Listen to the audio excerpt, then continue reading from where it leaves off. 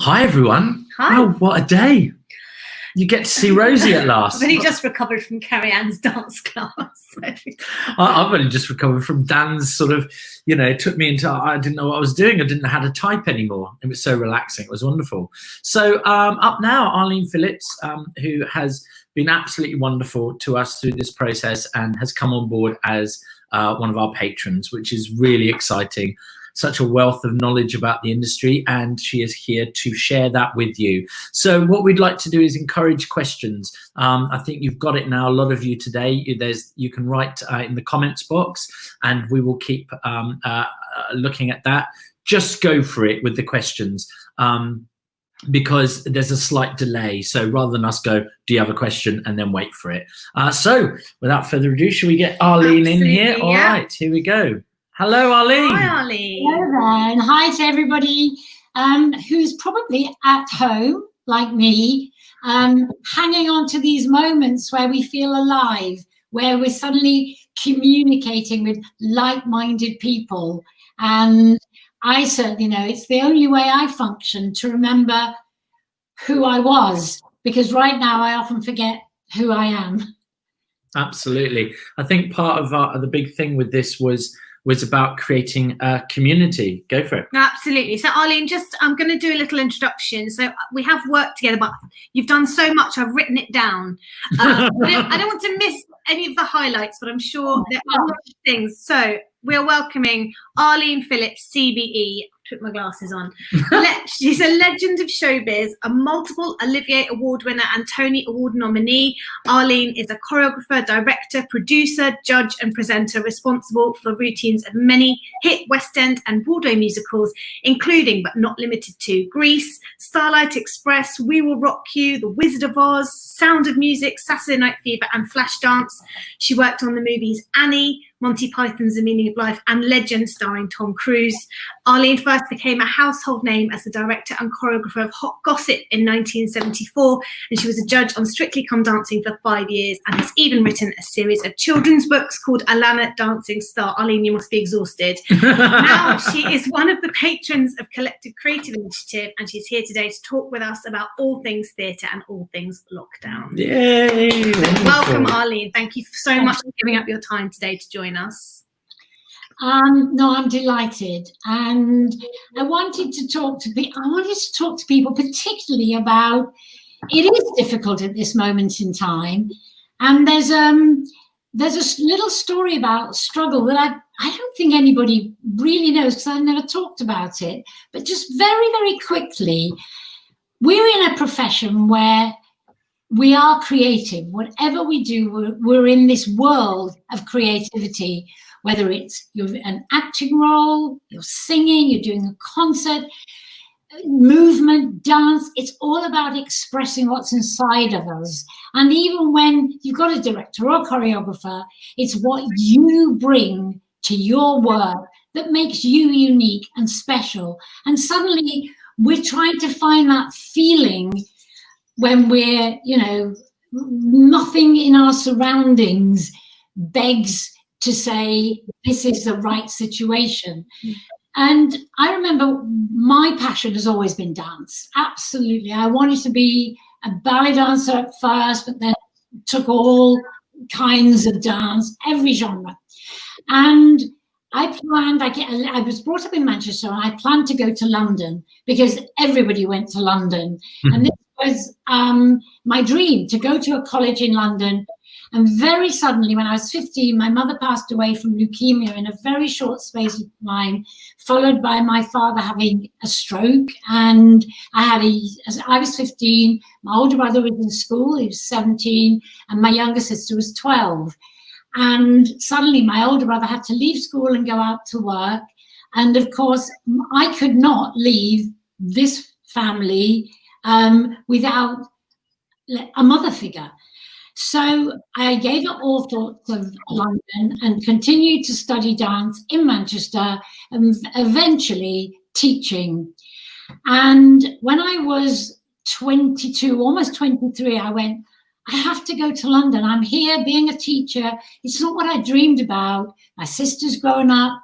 I'm going to go to London. And I went to London with no job, nothing, just nothing but the bus fare, and enough money to take some classes, stayed at the YWCA, found one of the first American jazz classes in London taught by a woman called Molly Malloy. I had enough money for 3 nights stay at the YWCA, and on that 3rd night, when I knew I was going to have to go home, I spoke to Molly about my dreams, my passion, and she said, nobody's ever come to my class and actually picked up this style the way you have, and I will give you a scholarship to come and study with me. Does that help? And I said, well, it would help, but I've got nowhere to stay. I don't know what to do. And I feel very difficult about, leaving home. And she said, well, if you want to just stay on a little while, I have a very good friend who's looking for someone to live in, help with the housework, and look after his small child. And that person was Ridley Scott. And so I became nanny, come cleaner, come everything to Ridley Scott. And I danced every day, and eventually I absolutely stayed. I didn't go back because I knew if I go home, I'd never have the courage to come back again. So what I did to earn some money, some real money, not just a place to stay and a little bit of food, I took every job I possibly could.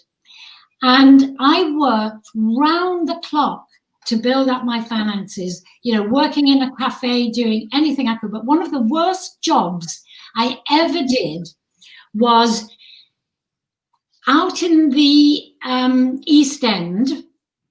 There was a factory, and they used to collect army greatcoats from all over the world, from wars that were over, box them up and filled with mothballs, and they would arrive in London, and they had a few dancers and people looking to work. It was actually 7 a.m. I had to be there in Dagenham, and open the boxes, and all the coats that didn't have bullet holes, that were in really good condition, used to shake out, put on hangers, and they used to go to what was the most amazing Kensington Market, where they were sold as a fashion item.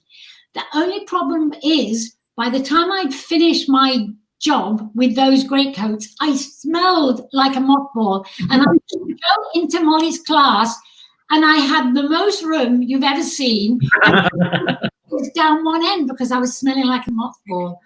And, at that time, this, mothball smelling girl had no idea where or how she was going to find a career. I really didn't. I began teaching because that was what I knew how to do in arts educational, Italia Contes, Bush Davis as it was then. All over every single school I taught. I worked hours and gradually sort of ground my way forward by a chance thing. And I had no intention of being a choreographer, but Ridley said to me, "Oh, dancing all the time, will you choreograph a commercial for me? It's very easy. It's just a farmer, a dancing cow, and a milkmaid." Actually, the was played by Miriam Margolyes, and it was very easy. And will you do the choreography? It's those, sort of farmyard hop, skip, and jumps and an odd pas de chat.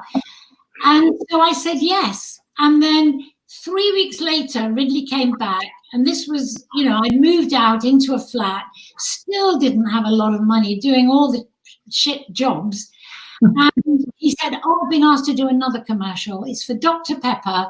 And we didn't have Dr. Pepper in England. It was only in America. And they made the biggest dance commercials you've ever seen. And like a fool, I said, "Well, yeah, I'll do another one of those."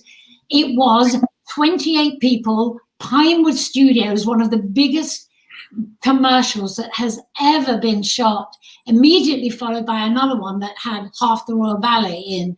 So suddenly I became a choreographer and a go-to choreographer. I was flown to America to do commercials, and it felt like my career had come from nowhere. I had money, and that's when I started my group, hot gossip, because I wanted to change the face of dance. So even in these dark times, don't miss an opportunity. Keep your eyes open, keep your ears open. You never know what can happen in your life, but you've got to hold in your heart your ambition, and you have to hold in your head and with all your strength your drive, and never let it go. And it doesn't mean stop practicing. It means however down you get, drive yourself every day. If you sing, open your lungs and sing. Keep up your power, keep up your strength, even if it means jogging on the smallest space and shouting your lungs out. Exercise, don't miss it.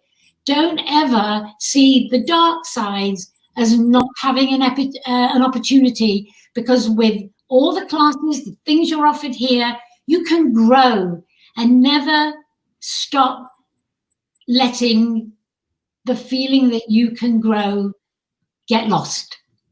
So if you have any questions you want to ask me, and I just told you, you know, many people have struggled in different ways, but that inside of you has to burn with hope. I mean, I think that's absolutely wonderful, and I think that you know, that alone should be an inspiration, and it's very much where this came from in terms of the idea of watching our community come together right at the beginning of lockdown and doing all these things for each other. And that's why we were like, there's something in this that we can try and take on, and that's where this came from. And it is that thing which we say a lot to people, that look to the past to see those dark times, and look where you were, you know, 3 months ago, when it was a brighter time, in a sense that we weren't in a world war or anything like that. And, you know, and now this has happened, but it's a time for reflection about how you want the industry to look, maybe when you come out of it. Like we talk about it being a renaissance, it can be different now, maybe. But I think the other thing is within here is that community and connecting with people to reshape things. We've got some questions here for you, so I'm going to bring them up on screen. Can you see those, Arlene? I can put my glasses on. Yes. Oh gosh. Film and TV are very different to theatre. The shortest things that I've ever done are television commercials.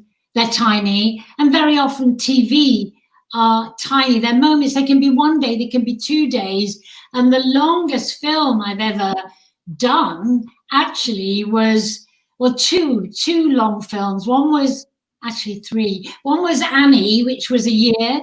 Wow. And actually, Legend, which had very little choreography in, I was on that film for almost 15 months. That was one of the longest films to be made, because they changed the studio from winter to summer with petals, and there was massive changes to the scenic design time and time again.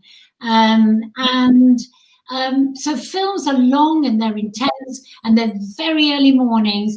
TV and commercials feels much more instant. You've got to be fast. You'll give you, on a music video, 3 hours to choreograph it. Theatre is one of the well thought out and well planned forms of choreography. You're given time, you're given research, development, and time to rehearse, and tech. That's Brilliant. kind of the same in the casting process, isn't it? Yeah. The commercials, very often we'll get a brief through on kind of the Monday and say we're filming on Friday, and then the brief changes Wednesday night, and it's very similar from our perspective in terms of casting. And theatre is very thought out, a few months in advance, but it's very condensed and very concise. And then film, we've been working on a recent film for 2 years, casting that, so it's exactly the same on our side. It's very interesting. Got another question here from Laura Kelly. Oh, sorry, go for it. No, Laura. Students who are beginning their training, take every class you can. Never stop. Widen your horizons. And for me, for dancers, you know, we have so many gifted dancers, and now choreographers are demanding more and more, particularly for musical theatre, more and more genres. So within this same 3 years, that if, let's say, you've decided you want to be a contemporary dancer, you work and you do nothing else. The hardest thing for dancers is for those that go into musical theatre, because you have to sing, you have to act, you have to do, I don't know how many different genres, acrobats. There's nothing you won't be asked to do. So you have to be fast, you have to be furious, and you have to spend time concentrating, focusing, and working beyond the amount you ever think you have to, because you cannot drop behind. If you want to be at the forefront, just give it your absolute everything. It's a tough, tough life. And also vocally, for those dancers who have to come out and sing at auditions, as the Pearsons well know, the most important thing is sing a song that you can sing. Don't let either, whether it's your music teacher, doesn't matter who, find something that you're at ease with. It's awful. I would rather someone literally sang Bar Bar Black Sheep, but sang it so well and so different and so inspiring that you go beyond, you go, oh my gosh, I love that person. Yes, I'm going to find a way to use them, rather than singing through the difficult song of the moment that you can't hit all the notes or pitch it right. Sing something amazing that you're comfortable with. That is really great. I think we talk about that all the time, don't we? You know, when people come in and they're singing stuff that they're trying to make fit them, and we're like, what do you love to sing in auditions? You know, and they say, oh, memory. And we're like, sing that, let's hear that. And then we'll work from there. It's absolutely great piece of advice. What productive, useful things can actors be doing while in lockdown? Oh, actors, the most important thing you can do is listen to accents. Live in your headset, so that when you get asked to go for an audition and they say they want South American or Russian, think of Jodie Comer. Look at her easy access. She's got perfect pitch. She can find all those voices. Use that time to develop yourself. Use that time and say, there is nothing I won't be right for as an actor. We actually have an accents class tomorrow with the wonderful Judith McSpadden, who is a tutor at Lipper, amongst other things, and she's going to be doing an accents 101 session for us tomorrow morning at 11:30, I believe. So don't miss that, because she's amazing. That's absolutely right. I mean, the name of the initiative you built, you say connective, which we are. We're a community connecting, creative. Everyone is creative. Everyone from the back row of a cordy ballet to an actor on stage that may be doing a walk-on. You are creatives. Initiative. That's what you must find. What can I do? Where can my initiative take me? It's a great name, and that's a great class available. Brilliant. Thank you. This is from Sam. Hi, Arlene, James, and Rosie. I would love to ask Arlene, what are some of the mistakes or pitfalls you see on a regular basis from candidates in the audition process? Thank you. Well, for me, it's the way people walk in a room. You know, don't walk in gossiping to your best friend. Walk in, have your ears and eyes open. It's so important. It's not a gossip fest. It's not, it's about you. Watch, look, listen, and learn what is being asked. It's so easy to go, I've got that choreography. Yeah, you might have the steps, you might be fast. You may not have every little style, every breath, every little move counts. Make it count by absolutely nailing what you've been asked to do, not more than, not less than, but bang on. Love that. John Paul Burse. Arlene, how have you found lockdown? What have you done to keep yourself active physically and mentally whilst also staying creative? Okay. I can't say it's been easy. I'm used to being in a rehearsal room at 10 o'clock. I'm used to bouncing off other people. And I said, you know, the difficult thing for me is, who am I? Because I knew myself like this bounding creature that even never let my age get to me. I'm just going to do what I need to do. I bounce off other people. I need people. I need feedback. I love working in a rehearsal room. I love working with young people, and young people today that are just such a force of energy and ideas and communication. So I have found it difficult. The thing that I've been doing is walking. I walk for 2 or 3 hours a day because in my head I can create, and I know that I'm, you know, really working hard at walking. I do a lot of hills, and the combination, really, that's really what has kept me sane. And suddenly I found this week, you know, this June the 1st, today, this change to life that we've all depended on really doesn't mean change to life. It doesn't mean anything. If anything, it's just like so scattered, instructions are scattered, rules are scattered, and nobody knows what's going to happen. I thought I was going to know. So last week was hard because I was building up to it. And then I think Thursday come at the briefing, not really being told anything. Yeah, we can go out. Great. Hallelujah. But are we there? So what I'm trying to do now is refocus, regroup, to say, yeah, this could be lasting a long time. And I'm working and I'm creating and I'm writing. And 2 musicals I was actually working on. I'm now thinking, well, should these be developed for television? Do I need to think in another way? So I'm going to get my head round it. I'm going to say cool and calm, and not run out and go, I want to break free. But I ain't going to. That's from John Paul, who asked that question. Very inspirational. Thanks for sharing. Andrew Coward's got one. What advice would you give a performer who's not worked for a while, after 6 years working solely, is auditioning, but keeps getting pretty far finals, not landing the job for various reasons? Oh my God.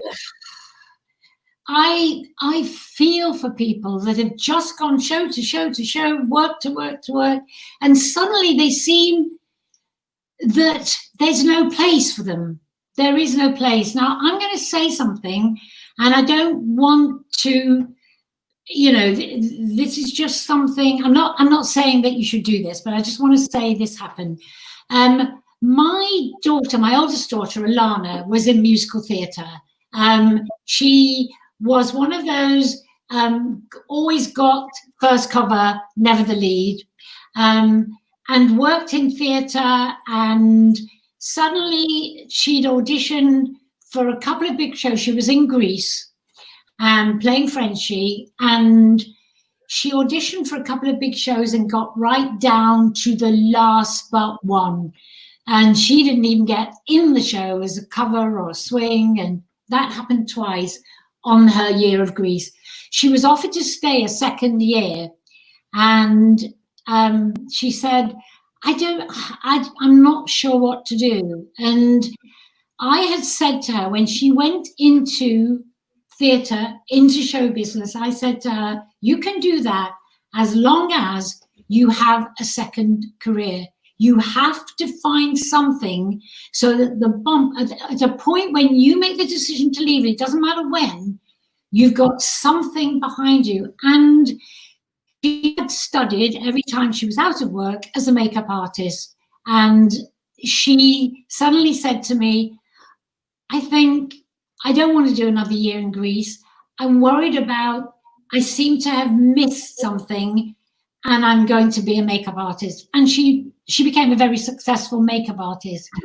When I think everybody has to decide on try to find out what shows are coming in.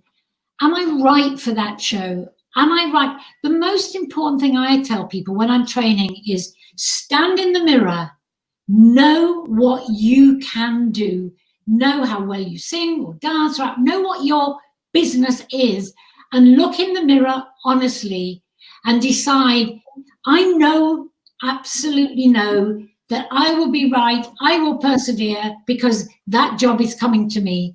If you have any doubts whatsoever, I'm not saying be a makeup artist, if you have any doubts, start to use that time that you are not working in a show to develop another bow string to your bow. Develop something. So at the moment when you think, I want to move on, but there are so many things you can study, so many things to do, always have that backup. Brilliant. Absolutely. It's from Rachel. This is more of a statement. This is one of the most important things we need as creatives: perseverance and hard work. Can't let these times bring us down. You are honestly an inspiration. How lovely. Thank you. Elizabeth Walker, such an inspirational story. Do you have any tips from Morgan? Do you have any tips for standing out as much as possible in auditions? Okay. Look fabulous. You know, just what you're wearing, even if it's like frayed and shabby, make it look fabulous because of the way you wear it. Girls, unless you are auditioning for a show that desires really strong makeup, do not come in 4 pairs of false eyelashes that look like you're out for the night, purple glitter.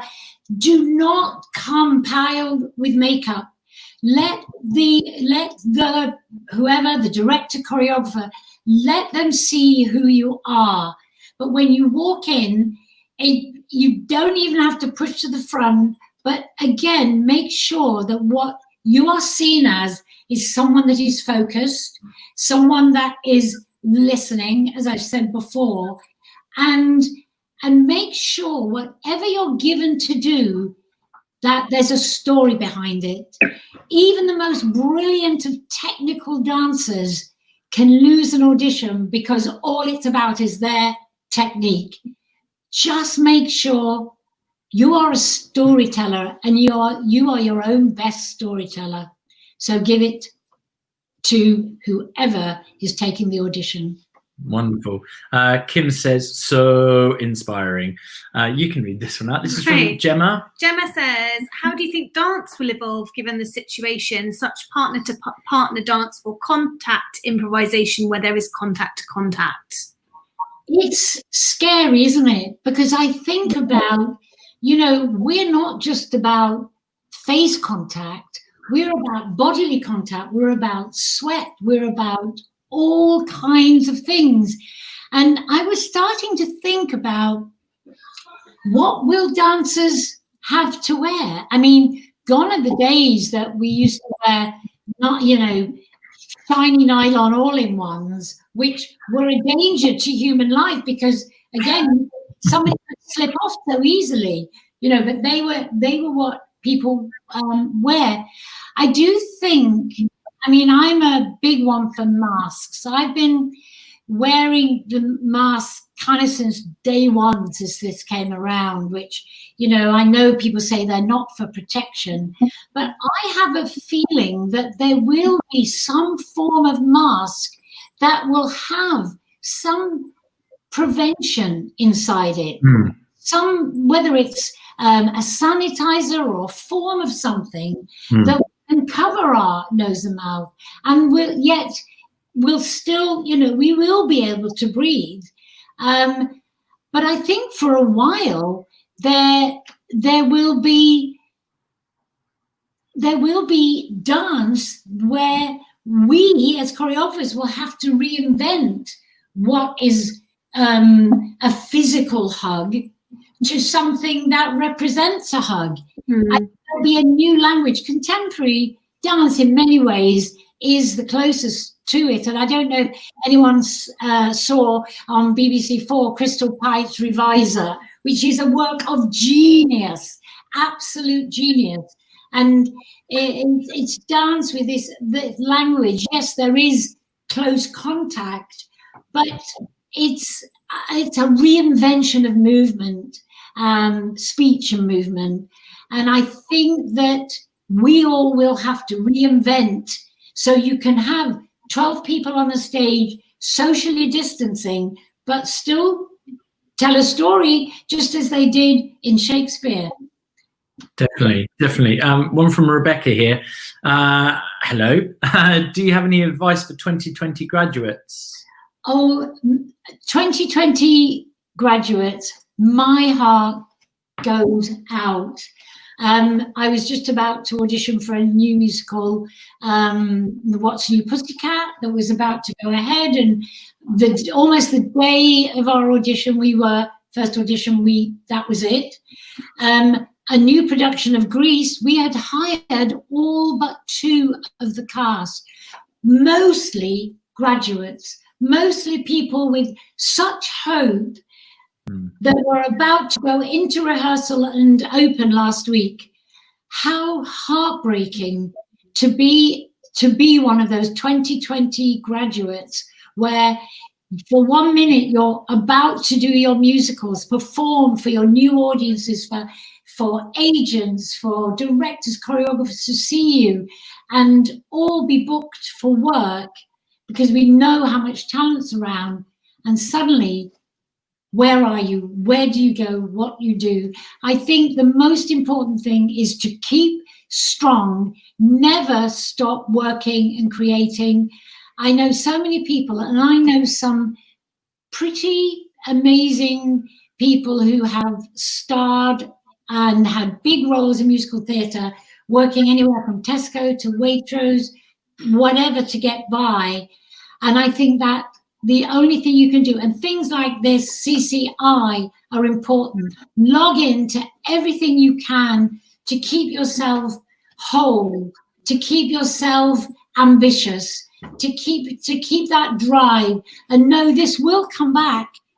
We don't know when, but in the meantime, don't be afraid to take those jobs, to keep you going, to keep you alive, but never let go of your dream and hope.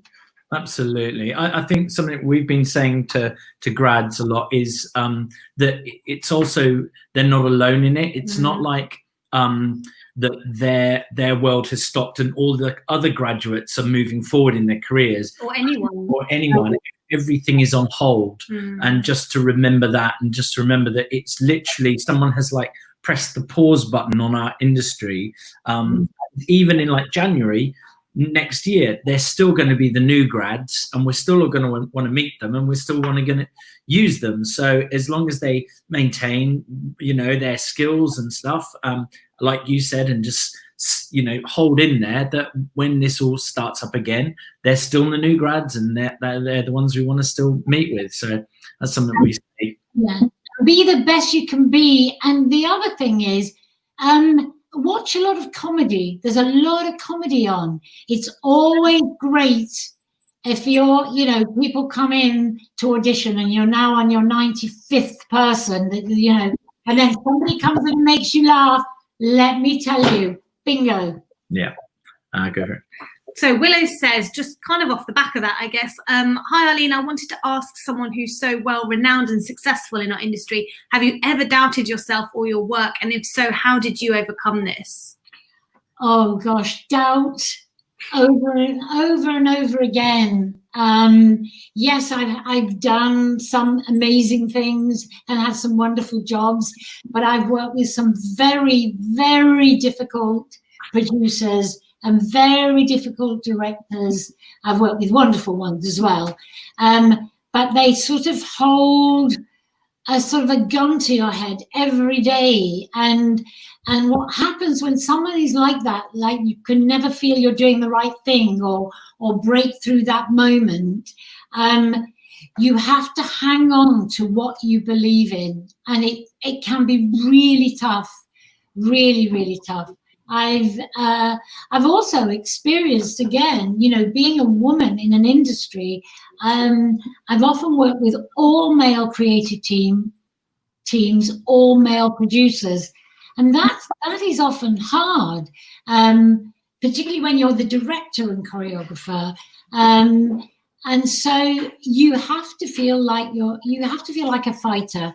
Inside, you never let go. You never let anyone see you cry. But my God, I darted to the ladies' room and cried more than once.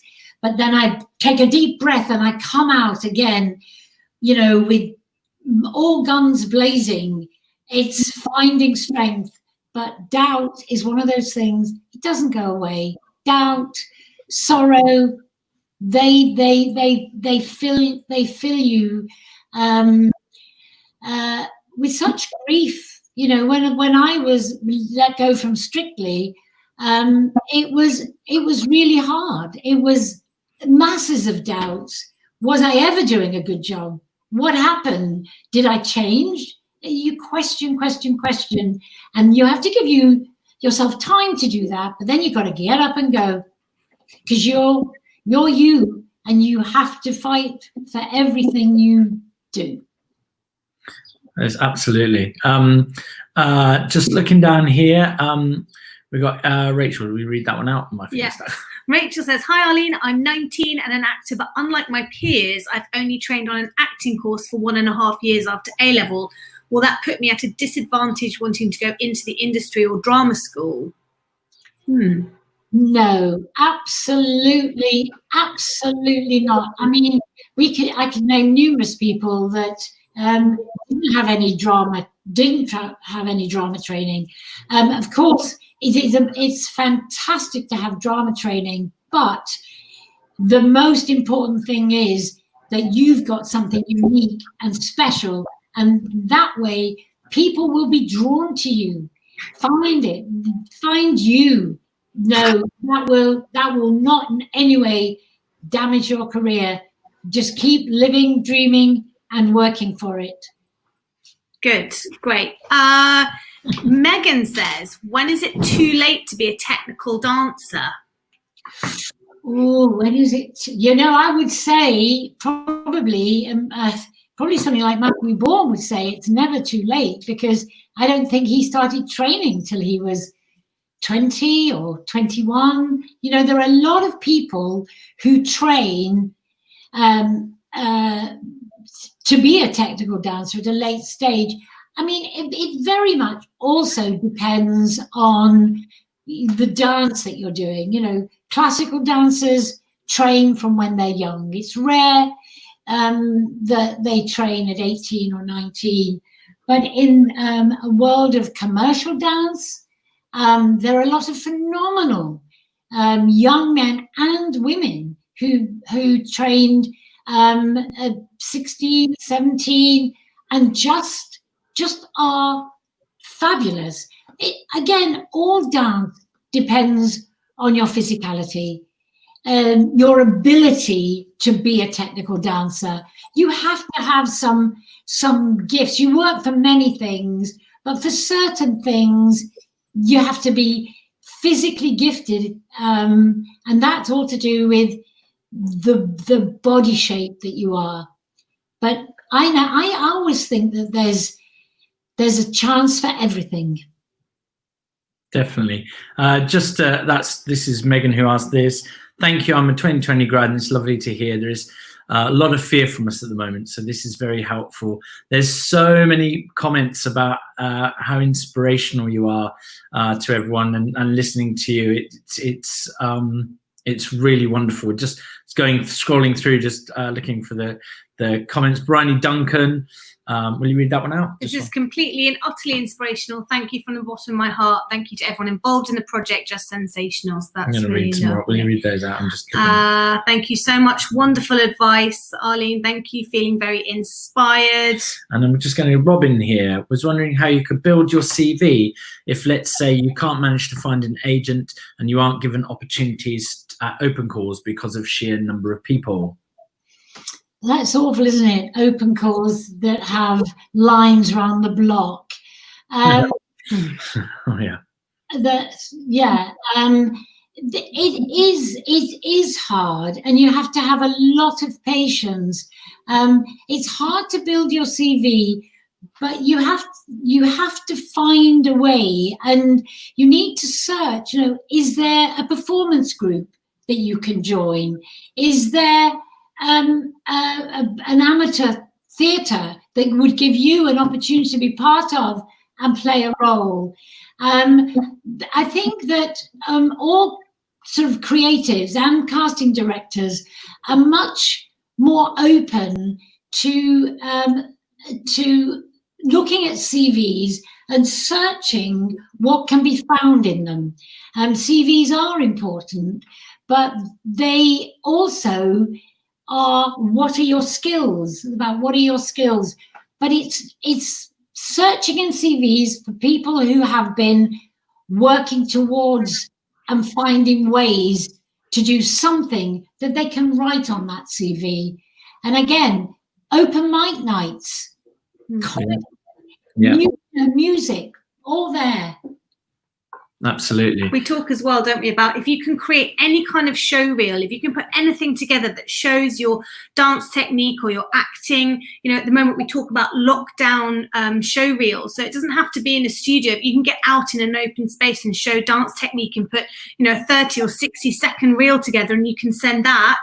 That speaks volumes above what's actually physically on someone's CV. So that's something you can be doing with the skill sets you already have and not worrying about Absolutely. what experience you have. So that's something we're talking about a lot. Absolutely. And if you've missed classes as well, like if you didn't see Manuel's class about self-taping, remember they're up for a month. They stay on the YouTube link for a month, so you can go back, you can make notes about stuff. So that's a big thing as well. So they're there for you to revisit. Arlene, you were going to say something? Yes, I was. And also post them. I was scrolling through my Instagram and suddenly I went, wow, who is this dancer? No, someone I'd never seen before, never come into my auditions.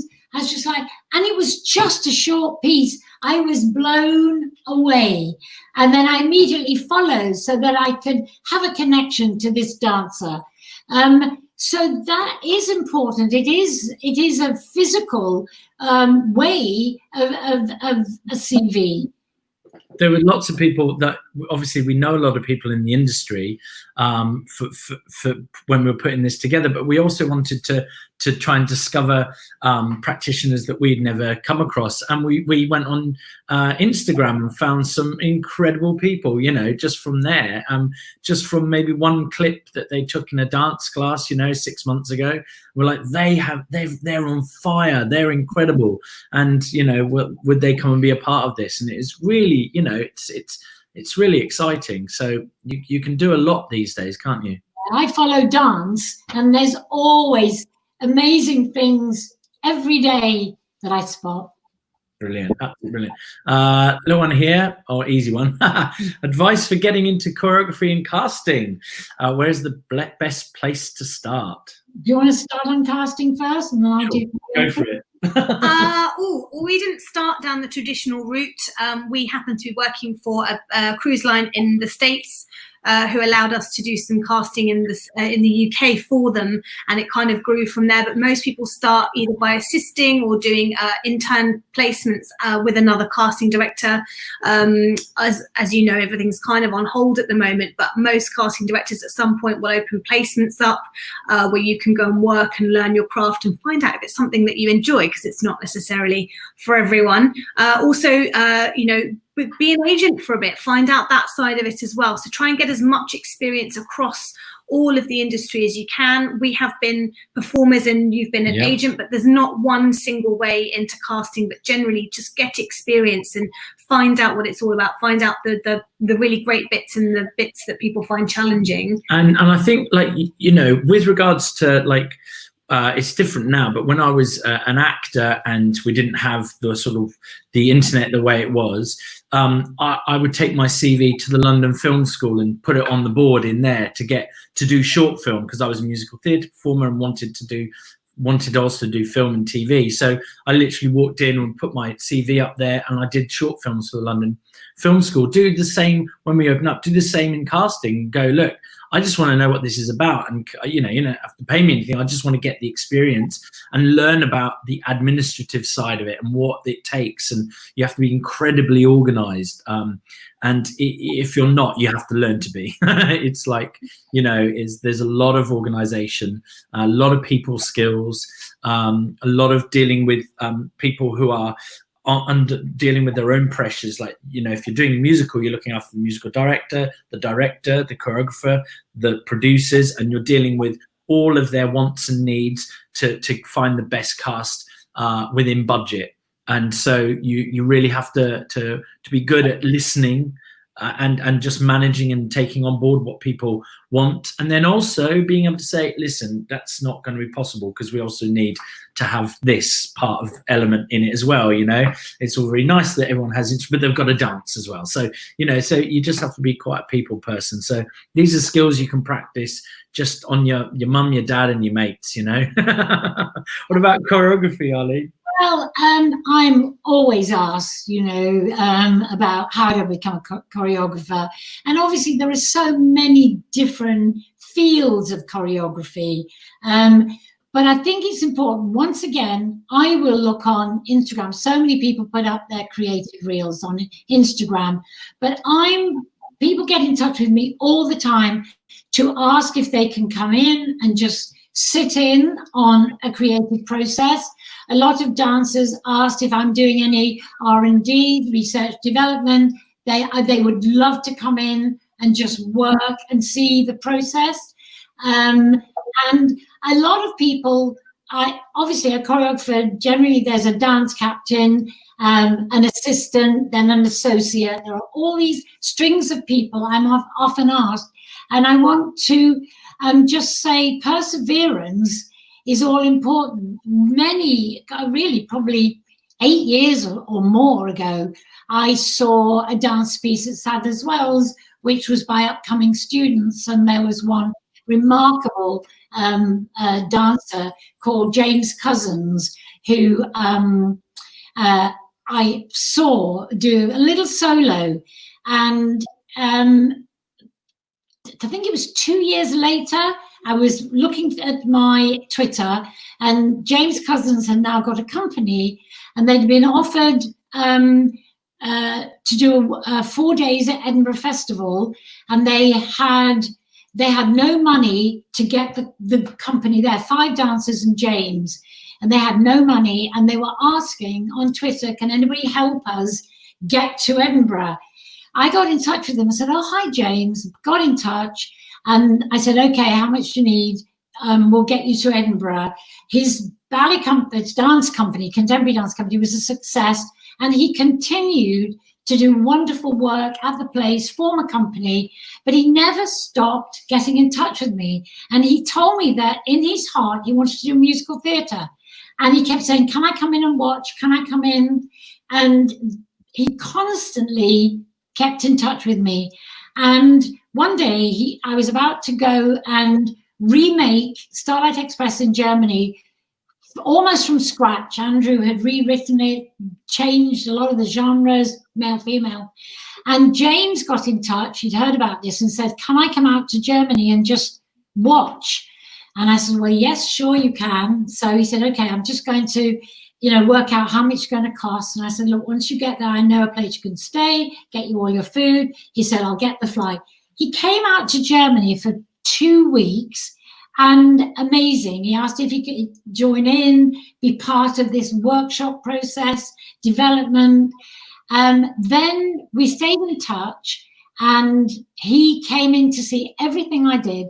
And when I was asked to do the immersive Midsummer Night's Dream at the Bridge Theatre by Nick Heitner, James got wind of it like ahead of anybody else and said, I just want to be part of it. So he came, my associate. It was the most amazing experience, and he's now been hired by the Bridge Theatre, and he's doing the amazing Philip Pullman production they're about to do as a movement director. So never stop asking, never stop bugging people. I love that. One from John Paul Burse again. Arlene, can you give any advice for singers stepping into the audition room? When you come into the audition room, be sure that the song you're about to sing, which is your choice, has some connection to the style of the musical that you are auditioning for. If you're auditioning for Starlight Express, wonderful as it would be to hear a beautiful operatic voice or a more musical theatre voice, it isn't. You only have to get online and listen to the show. It all has a pop vein. Yes, we want amazing voices, but look into the show. Try and find out about it. If it's a brand new show, sorry about that. If it's a brand new show you know nothing about, try and find out, has there been a CD made? It's really important that you sing a song that has some relevance to the show, because otherwise it doesn't really help. And yes, if you've got an amazing voice, you will be asked to sing a second song often, but sometimes no, because they go, no, it's the wrong voice, doesn't have a pop edge or whatever you need. And just come in easy, relaxed. Don't say you've got a cough or a cold and your voice is tight or it's too early. Come in open, ready. Doesn't matter if it's early. You've got up in plenty time, done a lovely warm up. Just be ready. That's the most important thing. Wonderful. Bethany Black, thanks so much, Arlene, James and Rosie, for the amazing opportunity. Amazing to hear Arlene's stories and perspective. This is from Sarah. Do you want to read this one out? Yeah, so Sarah says, I'm 40 and had a West End career that I paused 10 years ago to have a family. Before COVID, I was getting myself together to make a return to musicals, but found my confidence in tatters. Any advice? Oh my gosh, you really have to believe in yourself. The truth is that theatre needs performers of every age. Don't allow yourself to feel insecure. You will be going for roles that needs a woman of your age, and just nail it. Say, I am the person to do that. I am the one person that I know I can deliver, and find everything you can to believe you're what they're looking for. You're absolutely what they're looking for. You have to tell yourself that. It's your mantra at night. I am who you are looking for. All you can do. Awesome. Lauren Ellis Steele, the lovely Lauren. This is incredible. Thank you so much for all of this. Great advice from you all. There's a question here, sort of question for James and Rosie, but I'd like Arlene's view. In most cruise line dance auditions open calls, or would you need an agent to get you in the room for private auditions? A lot are open calls. The main reason is that for dancers, the main reason is that companies like cruise lines, etc., they're in London for very short spaces of time, so maybe 3 days, but they want to be able to see as many people as possible. We do cast for Step One Dance Company, and we do have an element where we bring in, we do a private dance call for that, because there are very specific styles they're looking for. But the main reason is that they're open calls is because the teams aren't here for 2 or 3 weeks. They're here for 3 days, then they're on to the next city, and so on and so forth. Have you got anything to add? They just want to see as many people as possible. So it's not a punitive measure to make everyone queue up outside. It's literally we don't love it either. But we're all trying now to move on the whole open call process. As you know, us at Pearson Casting, we don't use numbers anymore. We only use names. So we're trying to make the process as painless as possible, but it is to see as many people as possible. And when I say we don't, what I mean by while we don't love it, we love the day because we get to meet so many people, but we don't love everyone having to queue up for hours. I mean, we did 6 and we did an open audition, 718 people turned up. and we managed to get it so that we sent them away and brought them back at a certain time, and try and run that number of people. But you know, we hope that when people turn up, they're ready for a great day of dancing, and that they understand what it's about. And I hope certainly if they're ever in our room, they feel respected by, you know, the way we run it, and we try to make sure that you guys feel like, you know, you understand that we want you to be there. Have you had experience of open calls, Arlene? Oh my gosh, the biggest open call I've ever had was 4,500 when I was doing the film of Annie for the dancers. Because again, in America, they always have their equity auditions, but they have to have open auditions as well. Yeah. So yeah, that was the biggest call that I've ever had. But yes, I hate that people have to queue, and I hate that sometimes the end of the queue is sent away. That I feel is unforgivable. I don't care if people have to be there till midnight.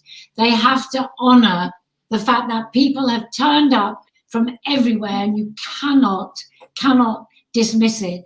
But again, on the other hand, make sure that when you go for those open calls, that you know that your standard of dance is going to be high enough. Don't go if you're not a great dancer, because there will be great dancers there. And when, again, if it's a vocal call, make sure you've done that look in the mirror. You can't take a chance ever of being bad, because they're whipping through people, and you want to be the one they go, oh, I've got a slight that one of the things that we say to dancers is, you know, we will have a sign-in time, and basically, you know, it might be that you're not coming in the room. Let's say our sign-in time is 10 o'clock or 9:30.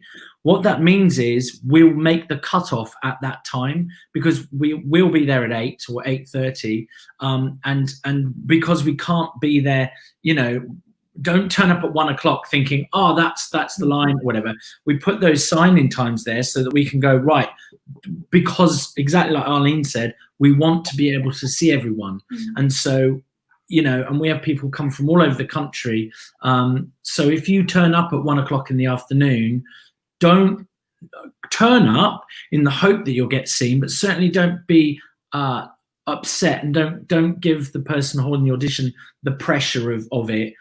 If you couldn't get there for the sign-on time, because we do that specifically so that we are able to manage the numbers, to make sure that we don't have to ever do that. Sorry, we've got to stop it here. So make sure you do everything you can to get to those sign-in times. And we know you've got to work and so on. So it's fine to turn up and say, hi, I had to work or whatever it is this morning. Is it possible I can get in? But if we're like 270 people through and we're in the second round already, there's a chance we'll say no. So just have that, I think, is really important. Any tips? Ben, hi Arlene, have you got any tips for younger performers? I think younger performers have got great chances in life at the moment. And I think the most important thing is that you, as a younger performer, have your own individuality. Don't try and be like anybody else.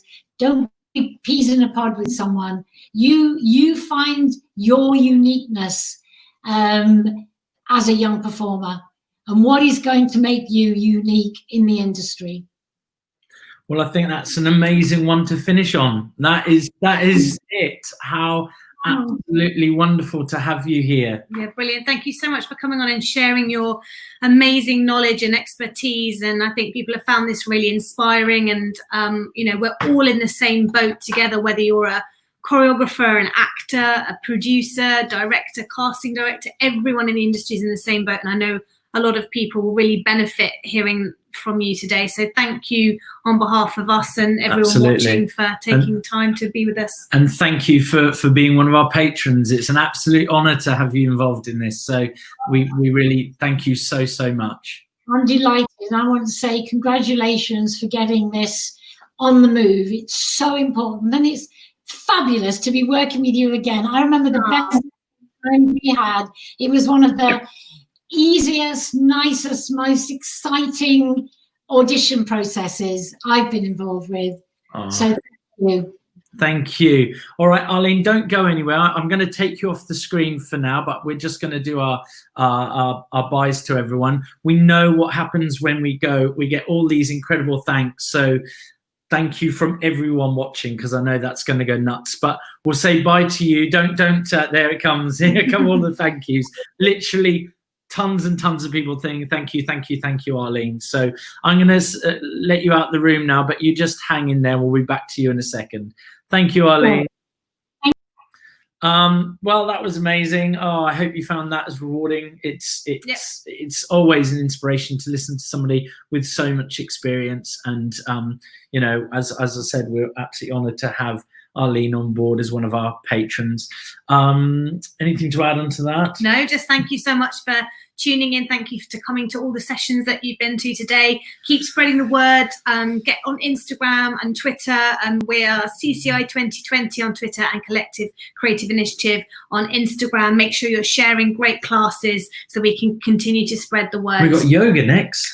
Yoga. 5 o'clock yoga to end the day. I think we're sitting at around 1,600 performers have watched the sessions overall today. So that is absolutely outstanding. So thank you.